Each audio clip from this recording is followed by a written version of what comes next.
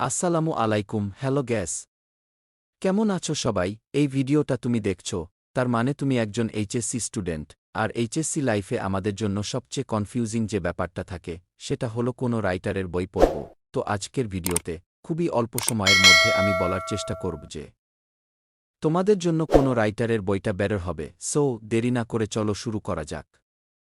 প্রথমত, বাংলাদেশের প্ল্যাটফর্মে একটা হাইপ আছে যে একসাথে আমাদের অনেকগুলো রাইটারের বই পড়তে হবে।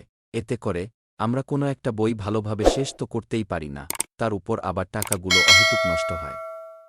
কিন্তু বাস্তবিক অর্থে সবগুলো বইয়ের 90-95% কন্টেন্টই সেম, তো আমাদের কি উচিত হবে?